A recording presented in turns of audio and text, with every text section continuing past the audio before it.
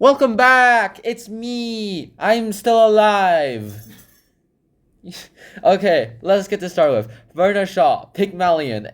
Another book, another day.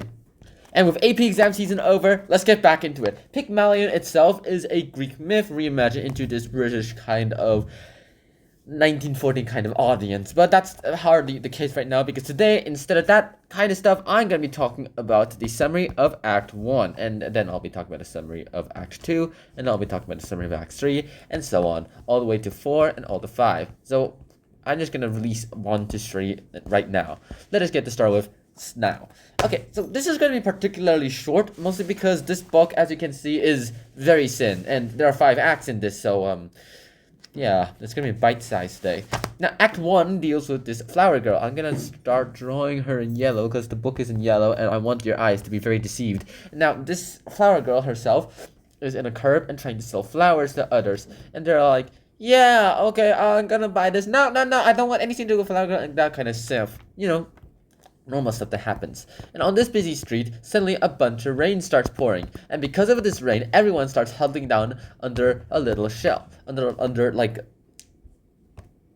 protection. And as a result, just to get out of the rain, some of them go ahead and try to call for cabs. Others go ahead and try to put their balls together and stuff like that. But in the end, this is what happens.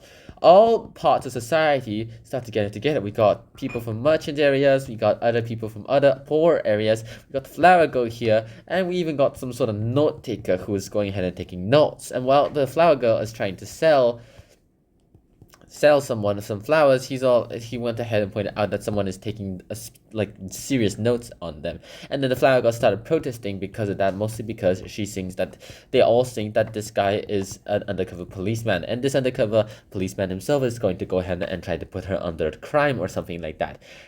It doesn't happen, and they go again and try to abuse him and try to get him out of here. But then, he has this curious quirk where he was able to figure out where everyone lives based on just their accent to their linguists and voices and stuff like that, which goes ahead and gets him a little sideshow and sing, so it doesn't earn him any money. There's also this family that just goes ahead and is very impatient. There's a mother and a sister, and they go ahead and try to get their son called Freddy to go fetch a cab, and then knocks into the flower girl, and then who calls him Freddy. They pay her to literally tell them how they know their son and brother is literally called Freddy, and she's all like, I didn't know that. I just call any common man a Freddy, like how you would call them Frank and stuff like that. And with that, as a result, yeah, with this rain that's gathering down, it goes ahead and brought together all parts of society together, and it is revealed that this guy is a very good linguist. When the rain stops, of course, everyone starts going away except for the flower girl and the linguist. The son, Freddy, has already went away to try to fetch a cab. Now, Freddy the linguist meets another guy who's also equally interested in linguistics, and then he goes ahead and they have a little chit-chat. Now, while they have this chit-chat, they go ahead and have this little,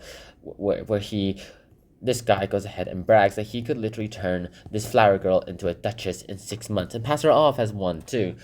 Now, they go ahead and have a little chit-chat with each other, and then they eventually realize that they're both linguistic scholars who are very famous and very well-to-do, and who would love to go ahead and meet each other, and that they have already intended to really meet each other too. He intended to go to India to meet him, and he intended to come here and is already here to go ahead and meet him. Now, this guy's name is Higgins. He's apparently a linguist of sorts, and a very famous one too. This guy's Pickering, one of the very most famous linguists in the world, apparently, who lives in India. And as a result, they go ahead and start to go in a cab after giving the flower girl some change on her own instance. And the flower girl herself is very, very happy about this and is able to afford a cab to go home. Where does she get the cab? Well, funny story.